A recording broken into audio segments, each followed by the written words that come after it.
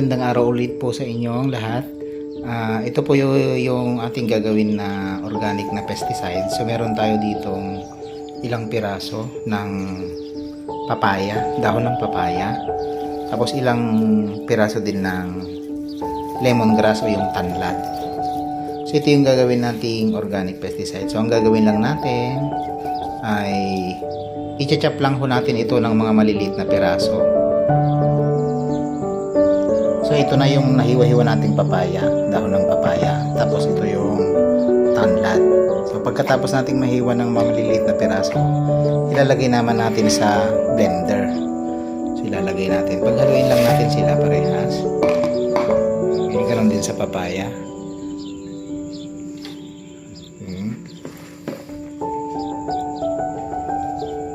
Yan. Pagkatapos, lagyan natin ng tubig.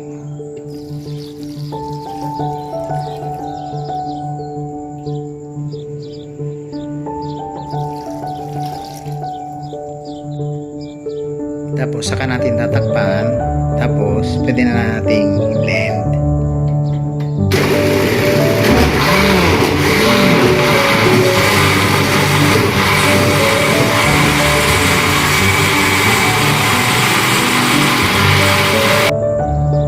So ito na yung ating na blender na dahon ng papaya at ng lemongrass. Ang amoy niya, mabango. Talagang amoy lemongrass siya. Mabango. Tapos kailangan natin salain to para matanggal yung ating yung mga residue, yung mga maliliit na solid parts pa niya. So gamit lang tayo ng malinis na tela. O kaya pwede naman siguro yung net, gano'n. O kaya yung strainer, yung maliliit lang ang Ayan, Ayan. Kailangan nating tanggalin muna yung mga yun. Ilagay natin dito. So ayan na siya. Kailangan na lang natin itong pigain para pa natin yung katas ng lemongrass saka ng papaya. So ito na yung ating napigang katas ng papaya sa lemongrass. So ang dami din, no?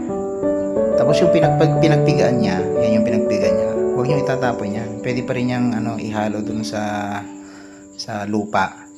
O kaya ilagay dun sa ng halaman para maging pataba niya na rin po. Pwede pa rin yan.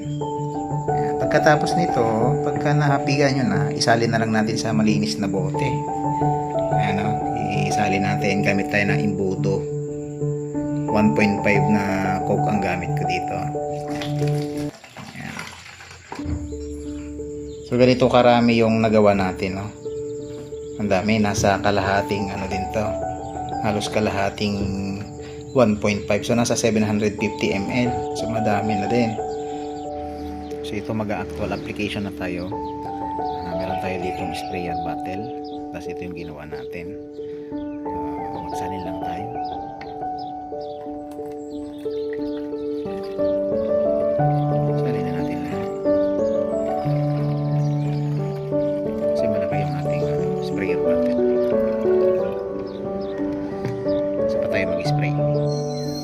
So ito mag-actual application tayo sa ating infested na mga talong. Ayan, ang dami nila. So sprayan natin.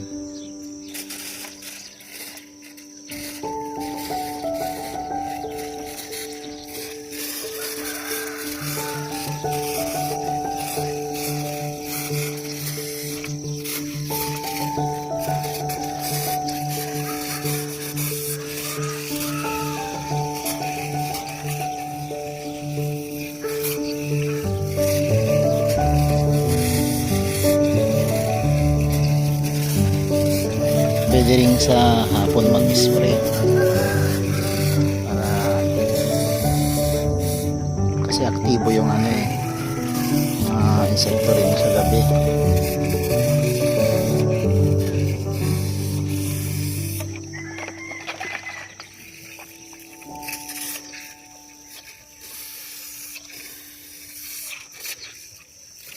Yan.